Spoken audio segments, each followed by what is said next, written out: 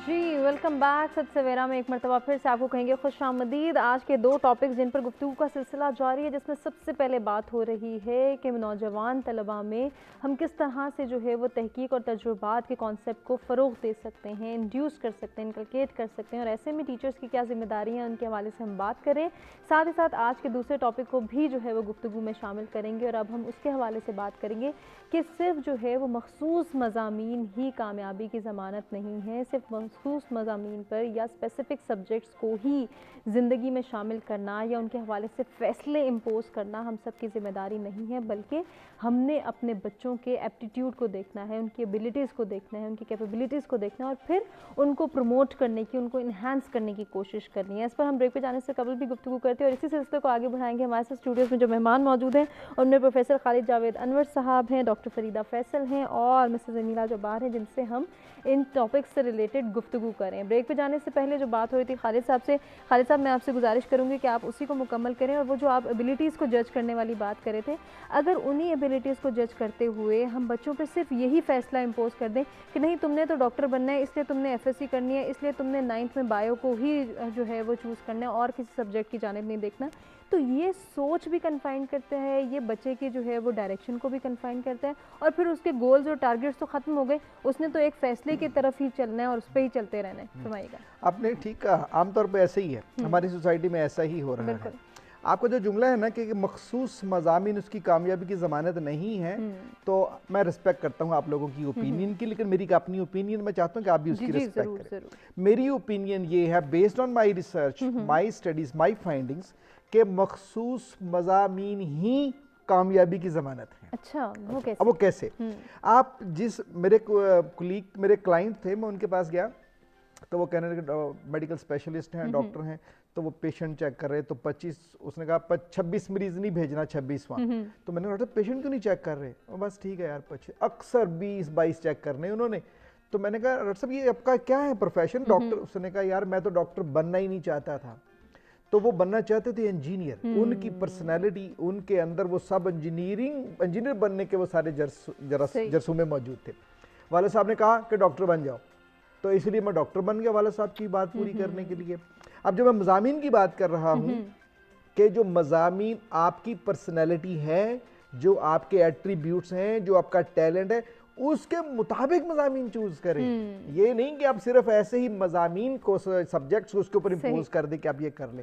मिसाल के तौर पे अगर मेरी पर्सनैलिटी क्रिएटर है, अगर मेरी पर्सनैलिटी हेल्पर है, अगर मेरी पर्सनैलिटी इन्वेस्टिगेटिव है, अगर मेरी पर्सनैलिटी ऑर्गेनाइजर की है, अगर मेरी पर्सनैलिटी परसुएडर की है, ये एक प्लेटफॉर्म, जो कि मिस अनीला ने कहा कि वो प्लेटफॉर्म हो जिसमें बच्चे की पर्सनैलिटी, वैल्यूज, एट्रीब्यूट्स का हमें पता चल जाए। बॉक्स में बंद नहीं करना, बॉक्स तो हमने अपने लिए बनाए हुए हैं कि यार इस बच्चे को कहां फिट करें, ये बच्चे के ये एट्रीब्यूट्स हैं, ये हिसाबी किताबी है, ये बड़ा इन्वेस्टिगेटिव है, ये बड़ा क्यूरियस है, ये बड़ा सोचता है, ये बड़ा तहकीक करता है, उस बच्चे को हम उस कैटेगरी में रखते हैं। फिर देखते हैं कि जो बच्चे इस कैटेगरी में फॉल करते हैं उनके इंटरेस्ट क्या हैं, उनके लिए एक्टिविटीज क्या हैं, फिर हम देखते हैं कि उनके लिए कॉम्पिटेंस क्या चाहिए, फिर उनके लिए स्किल्स कौन सी चाहिए, फिर हम उनको रिकमेंड करते हैं कि भाई ये वाले 4 सब्जेक्ट्स इस कैटेगरी के साथ रिलेट करते हैं। अगर कोई बच्चा ये वाली खूबियां रखता है, उसको हमने जज कर लिया, ये वैल्यूज रखता है, हमने जज कर लिया, हमने उसको इसमें फेस कर दिया। जो मैं आपको डोनाल्ड क्लिफ्टन की बात बता रहा था, वो कॉम्बिनेशन होता है एट्रीब्यूट्स का भी, ये नहीं है कि वन ना, वो कॉम्बिनेशन है कि वो कॉम्बिनेशन होगा तो फिर हम कहेंगे कि ये इसकी स्ट्रेंथ है। मिसाल के तौर पे मैं बहुत अच्छा पढ़ा सकता हूँ, कंप्यूटर नहीं चलाना आता, मुझे ग्राफिक डिजाइनिंग नहीं आती, मुझे वीडियो एडिटिंग नहीं आती, मुझे फिल्म शूटिंग नहीं आती। आज ऑनलाइन, आज कोविड, अभी पोस्ट कोविड जो होने जा रहा है कि अभी स्कूल, कॉलेज, यूनिवर्सिटी सारी बंद हैं, टीचर क्या करें? साइकोलॉजिकली वो अपसेट हैं, परेशान हैं, घरों में समझ नहीं आती, घरों में लड़ाई झगड़े हो रहे हैं। इसी वजह से अगर उनको पता हो कि मुझे वीडियो रिकॉर्ड कैसे करनी है, अगर उन्होंने वीडियो एडिटिंग उन्होंने सीखी हो, या उन्होंने एनिमेशन वीडियो एडिटिंग सीखी हो, तो वो कहेगा हाँ यार मैं मैनेज कर लूंगा। अगर उसका नहीं सिर्फ आपने ये बायो ही पढ़ानी थी, या आपने केमिस्ट्री भी काम करना था, आपने कंप्यूटर नहीं सिखाया उसको, आपने उसको वीडियो एडिटिंग या वीडियो एनिमेशन या टीचिंग टूल्स नहीं उसको अगर आपने बताए, तो आप उस बच्चे को किस तरीके से कह सकते हैं कि वो सक्सेसफुल हो जाए। तो इसलिए सबसे पहले बच्चे की, टीचर की जिम्मेदारी है, मैं अपनी जिम्मेदारी समझता हूँ, मैं इस पे काम कर रहा हूँ, एक अरसे से काम कर रहा हूँ। हम बच्चों का पहले वो एप्टीट्यूड जिसकी आपने बात की, उनका टैलेंट, उनके एट्रीब्यूट्स हम डाल के देखते हैं डिफरेंट एक्सरसाइजेस के थ्रू। 20 बच्चे हैं, 20 को हमने एक्सरसाइज एक दे दी। अब देखा कि किस बच्चे ने क्विकली कर लिया है, किस बच्चे की लर्निंग ज्यादा है, किस बच्चे ने फौरन उसकी तरफ वो ड्रॉन होगा, इंटरनल ड्राइव उसको मिल गई। हमने कहा ये बच्चा इस तरफ आ रहा है। 100% नहीं है, आपको चांस ही मिल रहा है ना, एक आइडिया मिल रहा है, प्रोबेबिलिटी है कि भी बच्चा इस तरह की हरकतें करे तो ये वाला इसका टैलेंट हो सकता है। जब वो टैलेंट आपने डिफाइन कर लिया, फिर उसके बाद आपने उसके मुताबिक सब्जेक्ट्स चूज करने हैं। फिर उसमें आगे डिफरेंट, फॉर एग्जांपल आखिरी बात करता हूं कि जो डूअर्स की पर्सनैलिटी है, जॉन हॉलैंड ने बताई है, उसने कहा ऐसे बच्चे हैं, आपने घरों में भी देखा होगा, एक खिलौने से खेल रहे होते हैं, दूसरा बच्चा वो सिर्फ लिख रहा होता है, तीसरा बच्चा जो बाहर घूम रहा होता है ना, तो आपको आइडिया हो, या उसको तोड़ देता है, हाँ, ग्लिम्पसेस। तो जो ऐसे बच्चे होते हैं तो हम कहते हैं कि ये डूअर्स हैं, हाथों से काम करना पसंद करते हैं। अब उनके लिए एक जॉब नहीं है, वो पायलट भी हो सकता है, वो इंजीनियर भी हो सकता है, वो एयर ट्रैफिक कंट्रोलर भी हो सकता है, वो हॉर्टिकल्चरिस्ट भी हो सकता है। उसके लिए प्रोफेशन की तो लाइन लगी हुई है उसके सामने, लेकिन पहले आपने आइडेंटिफाई करना है कि ये है क्या प्रोफेशन। फॉर एग्जांपल, आखिरी बात दूसरी दफा कह रहा हूं, मेरी पर्सनालिटी आर्टिस्ट की है, तो आर्टिस्ट जो है आप उसको कहीं भी आप डाल दें, पियानो बजाने वाला भी आर्टिस्ट है, एक्टर भी आर्टिस्ट है, सिंगिंग वाला भी आर्टिस्ट है, फिल्म शूट करने वाला भी आर्टिस्ट है, पेंटर भी आर्टिस्ट है, तो आप उसको उसमें ले जाए तो कामयाब हो जाएगी। तो इसलिए आपको बच्चों का सब्जेक्ट चूज करें, लेकिन उससे पहले टीचर्स को सिखाएं कि वो बच्चों का टैलेंट किस तरीके से डिस्कवर कर सकते हैं। टैलेंट डिस्कवर हुआ, सब्जेक्ट फाइनल हो गया, नॉलेज साथ दे दिया, स्किल्स की प्रैक्टिस करवा दी, उसकी परवाज को रोक नहीं सकते आप। This is my understanding। लेकिन टीचर्स के साथ साथ शायद ये वालिदैन की भी डॉक्टर साहिबा जिम्मेदारी है कि वो बच्चे का एप्टीट्यूड जज करें, वो देखें हमारे बच्चे के अंदर क्या एबिलिटीज़ हैं, वो क्या कर सकता है, क्या नहीं कर सकता। अगर एक फ़ैसला हम इम्पोज करने जा रहे हैं तो आया हमारे बच्चे के अंदर इतनी कैपेसिटी है भी या नहीं, ये पेरेंट्स भी तो कर सकते हैं ना। नहीं, आप बिल्कुल ठीक कह रही हैं। और जो अनीला कह रही थी ना कि बच्चे जो हैं वो शुरू से ही अब इंक्विजिटिव हो गए हैं, तो शी इज़ राइट। मेरा ज़ाती तौर पे ये ख्याल है कि हम बच्चों को ना at a younger age, by the time वो यूनिवर्सिटी लेवल तक आते हैं ना, तो उनका माइंड मेकअप हो गया होता है, उनको पढ़ने का, याद करने के तरीके उनके सेट हो चुके होते हैं। लेकिन छोटे बच्चों को जो है ना, उनके लिए मुमकिन है कि उनको थोड़ा सा ना आप उनको गाइड करना और सटल तरीके से गाइड करना, ये मुमकिनात में शामिल है। अच्छा देखिए, मैं आपसे एक बात करना चाहती हूँ, मेरे ख्याल में कि जब आप बड़े लेवल पे बात करते हैं ना कि मुल्क की क्या ज़रूरियात हैं, बात यह है कि मुल्क की इस वक्त ज़रूरियात में स्टेम एजुकेशन है, science, technology, engineering and mathematics. अच्छा, लेकिन क्यों बच्चे इस तरफ नहीं जाते और बाद में हमें उनको डांट डपट के कहना पड़ता है कि तुम्हें डॉक्टर बनना पड़ेगा? रीज़न बीइंग कि स्टेम प्रॉपरली पढ़ाई नहीं जाती। यू नो, वो जिस तरीके से पढ़ानी चाहिए कि जी आप जो बार बार ये कह रहे हो ना कि एक्सपेरिएंशियल तरीके से पढ़ानी चाहिए स्टेम, बिल्कुल छोटे लेवल पे, तो वो बच्चा खुद उसमें इतना इंटरेस्ट पैदा हो जाए कि अच्छा यार इससे तो होता है, science is so much fun. मतलब उसको अगर बच्चा एक्चुअली परफॉर्म करे, छोटे छोटे एक्सपेरिमेंट से परफॉर्म करे, तो उसे अच्छा लगेगा। बिल्कुल। फिर जब उसको उसमें एक इंटरेस्ट आ जाएगा, उसको उसमें मज़ा आ जाएगा, और उसकी बच्चे की बात यही है कि एक दो अच्छे साइंस के उसको टीचर्स मिल जाएं, फिर आपको उस पर सख्ती नहीं करनी पड़ेगी, तुम साइंस की तरफ जाओ। लेकिन यहाँ पे एक बात याद रखें, देखें जो बाहर के मुल्क है ना, वहाँ जो छोटे बच्चे होते हैं ना, उनको पहली बात तो ये है कि उनको क्लास प्रेप से ही उनको इम्तिहान नहीं देने पड़ जाते। जाहिर है, बिल्कुल। इम्तिहान तो बाद में, शुरू में तो असेसमेंट्स होती हैं, खेल कूद होता है, और उसी में ना बड़े सटल तरीके से उन्हें चीज़ें समझा दी जाती हैं, ठीक है। और किस चीज़ के ऊपर जोर है कि हर बच्चे ने एक स्पोर्ट खेलना है, सही, हर बच्चे ने एक म्यूजिकल इंस्ट्रूमेंट बजाना है। भाई जिसने जाके आगे फिजिक्स पढ़नी है उसे म्यूजिकल इंस्ट्रूमेंट बजाने की क्या जरूरत बात है ना, क्योंकि जो बच्चे का जहन होता है ना, वो ओवरऑल उसके अंदर जो है ना वो एक ग्रोथ हो रही होती है। तो वाइल आप उनको आराम आराम से साइंस की तरफ रागिब तो कर रहे हैं उस लेवल पे, लेकिन बोरिंग तरीके से नहीं, बिल्कुल बस ये रट्टा लगाना है, ये याद करो जैसे एक्सपेरिएंशियल तरीके से। फिर ये होगा कि बच्चे ने जब एक अच्छी साइंस टीचर से पढ़ा होगा ना, तो आप उसे कहेंगे कि भाई नहीं भाई, तुम्हें जरूरत नहीं है डॉक्टर बनने की, तुम कुछ भी कर सकते हो बेटा। वो कहेगा नहीं मैंने डॉक्टर ही बनना है, ठीक है। तो उस वक्त उसकी चॉइस होगी। अभी आप साइंस को, मैथमेटिक्स को इतना मुश्किल बना देते हैं कि बच्चा उससे भागता है। बिल्कुल। तो दैट्स वेरी इंपॉर्टेंट कि स्टेम एजुकेशन की तरफ एट अ यंगर एज माँ बाप और स्कूल और टीचर्स मिल के आराम आराम से उसको दिखाएं कि हाउ इंटरेस्टिंग स्टेम। बिल्कुल ऐसे ही। तो क्या डॉक्टर साहब इसको इम्पोज करना या इसको इम्प्लीमेंट करना, जो स्ट्रेटजी आप बता रही हैं, बहुत मुश्किल है टीचर्स के लिए, स्कूल्स के लिए, इंस्टीट्यूट नहीं, लेकिन जैसे सर भी कह रहे हैं उसमें टीचर ट्रेनिंग की बहुत ज़रूरत है। सही। क्योंकि जिस तरीके से हमें पढ़ाया जा रहा है ना, वो रोट मेमोराइजेशन, वो टोटल उस तरीके से तो आप साइंस को इतना ज़्यादा मुश्किल और सकील और यूजलेस बना देंगे। It's just equations, it's not. वो इक्वेशंस कोई कहानी सुना रही हैं आपको भाई। सही। मैथमेटिक्स तो कुछ भी नहीं है, मैथमेटिक्स तो एक लैंग्वेज है। Definitely. It's trying to say something to you. जब आप मैथमेटिक्स की उसको समझाओगे ना स्टोरी, तो उसको मैथमेटिक्स मुश्किल भी नहीं लगेगा, समझ भी आ जाएगा। लेकिन वो पढ़ाने का एक खास तरीका है। देखो अब मैं again I will bring technology into it. अगर आप साइट्स देखें, खान एकेडमी देखें फॉर एग्जांपल, तो उसमें देखें किस तरीके से वो पढ़ा रहे हैं। मैं ये नहीं कह रही कि सब बच्चों को आप खान एकेडमी पे लगा दें, फिर हमारे टीचर्स का क्या उससे एक इंस्पिरेशन लें। It's a good idea of how to teach STEM. बिल्कुल, मेथोडोलॉजी पर गौर करना बहुत ज़रूरी है और फिर कुछ ऐसे मेथड्स अपनाना कि बच्चों के लिए लर्निंग आसान हो जाए, इंटरेस्टिंग हो जाए, ये भी हम सब की जिम्मेदारी है। तो अनीला साहिबा, आप इसमें क्या ऐड करेंगी? माशाल्लाह साइकोलॉजी से आपका जो है उस सब्जेक्ट से आपकी ख़ास एफिलिएशन है, तो साइकोलॉजी में क्या इस हवाले से भी बताया जाता है, क्या टीचर्स के लिए भी कुछ ट्रेनिंग मौजूद हैं कि वो बच्चों के जो जहन है उनसे खेल सकें, उनमें तजस्सुस पैदा कर सकें, उनमें इंटरेस्ट डेवलप कर सकें, उनकी एबिलिटीज़ को निखारने में किसी हद तक उनको हेल्प आउट कर सकें कि मेरे अंदर ये टैलेंट मौजूद है, अब तो मुझे ये डायरेक्शन चाहिए और मेरा गोल मुझे मिल जाएगा?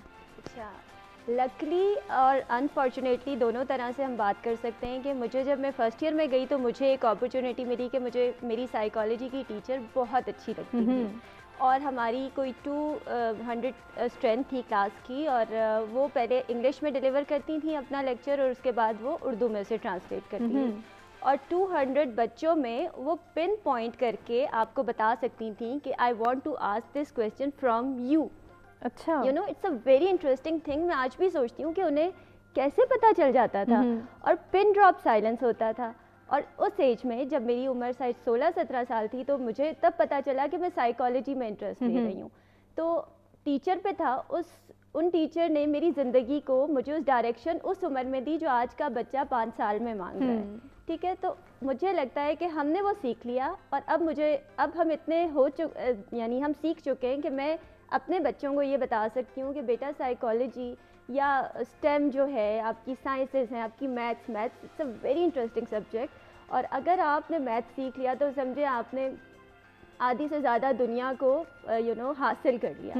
मेरा ख्याल है कि मैथ्स हर चीज़ में मैथ्स है, बस यही बात है कि हमें उसे किस इंटरेस्ट से बच्चे को और फिर उसी में साइकोलॉजी इम्प्लीमेंट होती है कि आपने बच्चे की साइकोलॉजी समझनी है, प्यार से समझनी है, उसकी उन सारी एक्टिविटीज़ से समझनी है कि बच्चा किस तरफ अपने आप को लेके जाना चाह रहा है। और अगर हमें लगे कि यहाँ पे बच्चे की डायरेक्शन सही नहीं है तब भी उसे स्नप ना करें फ़ौरन से, बल्कि उसे उस तरह से मोल्ड करें जिस तरह के एक बच्चे को हमारा इस्लाम भी। और अनफॉर्चुनेटली हमारे यहाँ वहाँ पे भी बच्चे को ट्रेन नहीं किया जाता, वहाँ पे भी उसकी काउंसलिंग नहीं की जाती कि अगर एक बच्चा स्कूल लेवल पे अच्छा है, आपकी बात भी मान रहा है, आपके फैसले भी मान रहा है और उसकी परफॉर्मेंस, उसकी एफिशिएंसी भी अच्छी है, लेकिन कॉलेज लेवल पे जाके या स्कूल के एंड पे ही जाके उसकी कहीं ना कहीं परफॉर्मेंस लैग कर रही है, उसकी एफिशिएंसी लूज़ हो रही है, तो हम उसको ट्रिगर आउट नहीं करते कि इसके पीछे क्या रीज़न है या पॉसिबल मीन्स क्या है जो कि वो बच्चा अचीव नहीं कर पा रहा।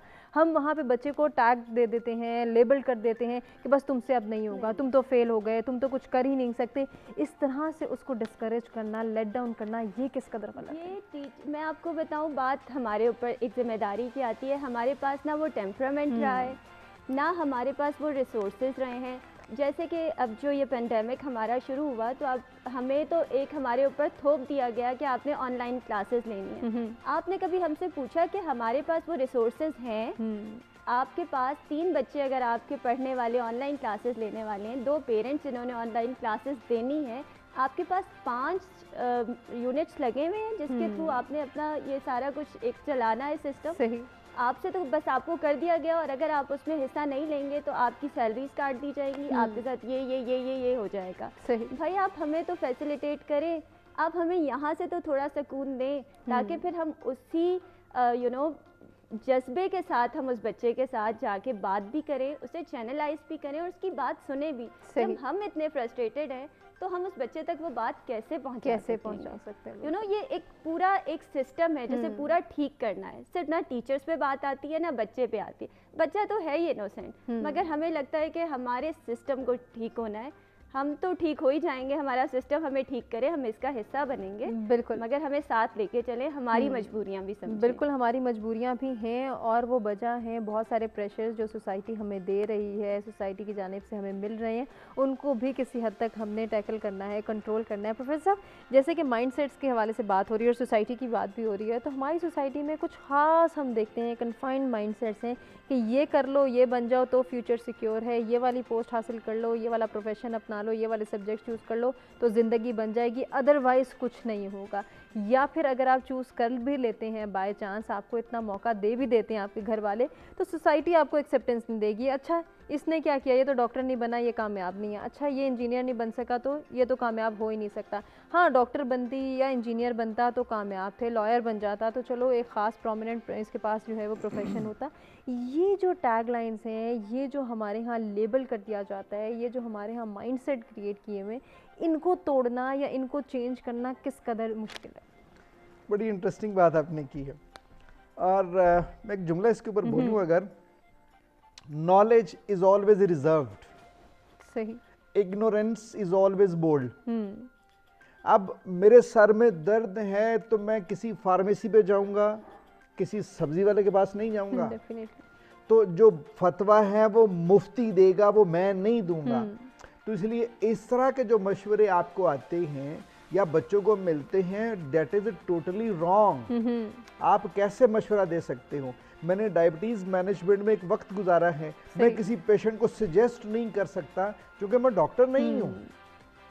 तो इसीलिए जो ऐसे मशवरे देते कि जी आप डॉक्टर बन जाओ, कामयाब हो जाओगे। अब देखो मेरी बात सुने, अक्सर ऑर्गेनाइजेशंस में अक्सर लोगों को ये कहते हुए सुना होगा कि मेरी तनख्वाह बड़ी थोड़ी है। मैं बुनियादी ज़रूरतों को साइड पे करके बात करने वाला हूँ कि मेरी तनख्वाह बड़ी थोड़ी है। कौन गिला करेगा? वो आदमी गिला करेगा। जी, दूसरी बात बताऊँ कि यहाँ पे टाइम बहुत है, वक्त बहुत लेते हैं, ये वाला, ये वो आदमी गिला करेगा जो उसका प्रोफेशन उसके पैशन के मुताबिक नहीं है, बिल्कुल उसकी पर्सनैलिटी के मुताबिक नहीं है। मैंने ऐसे भी लोग मजे से नहीं कर रहा, मजे से नहीं कर रहा। मैं इस बात का यानी शाहिद भी हूँ, मैंने बहुत सारे लोगों से इंटरव्यूज भी किए हैं। वो अक्सर कहते हैं जनाब पैसे, एक कहता है कि नहीं यार कोई बात नहीं, थोड़े पैसे ही सही, मुझे लर्निंग बहुत है वहाँ पे, मुझे सीखने को बहुत मिल रहा है, मैं अपनी जॉब से खुश हूँ, काम करने में मजा आता है। ठीक है, तनख्वाह थोड़ी है लेकिन काम से मैं बड़ा खुश हूँ।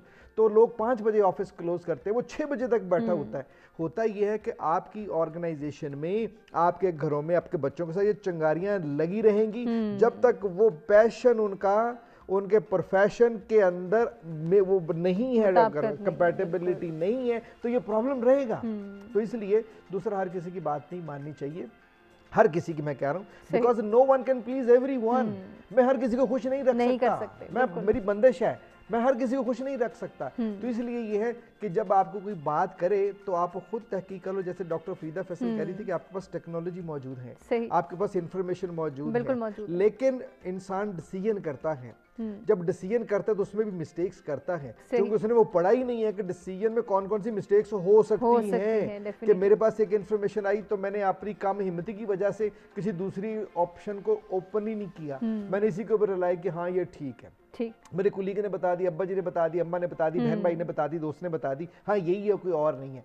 तो वो देखना चाहिए। तो ये जिम्मेदारी फिर मेरी है, एक उस्ताद की है, एक टीचर की है, जो किसी बच्चे को सही लाइन पे लगा सकता है, इसको इबादत के तौर पे वो इस्तेमाल कर सकता है। अगर आपके एक अच्छे अमल से किसी बच्चे की ज़िंदगी बन गई, उसकी ज़िंदगी जितनी देर तक रहेगी उसका अजर भी आपको मिलता रहेगा। क्या बात है। तो आपने किस तरीके से इनकलकेट करना है उस बच्चे के अंदर, तो वो आपको अंडरस्टैंड करने की ज़रूरत है। जैसे कहा कि ये टीचर की जिम्मेदारी है, देयर इज़ नो डाउट, ये एक टीचर की ही जिम्मेदारी है। लेकिन जो उन्होंने मुआश की बात की ना, कि वो कहते हैं कि जी सैलरी भी काट लेंगे और ये भी नहीं होना चाहिए कि बात भी किसी हद तक दुरुस्त है, क्योंकि ये एक आदमी कुछ नहीं कर सकता, ये एक कलेक्टिव सोसाइटी के अंदर जिम्मेदारी सबकी है कि जो भी सोसाइटी के अंदर मेन एलिमेंट्स हैं उनकी भी जिम्मेदारी है कि वो मिल के इसको आगे लेके चले जाएं, क्योंकि सिंगल उसके ऊपर बुनियाद खड़ी नहीं होती, हर आदमी अपना कंट्रीब्यूट। लेकिन कहीं ना कहीं अगर कंट्रीब्यूशन करने की सोच हो, इंटरेस्ट हो, तो यही अफराद मिलकर सोसाइटी के माइंडसेट को चेंज भी कर सकते हैं। बिल्कुल, इसमें तो शक ही नहीं है। आमतौर पे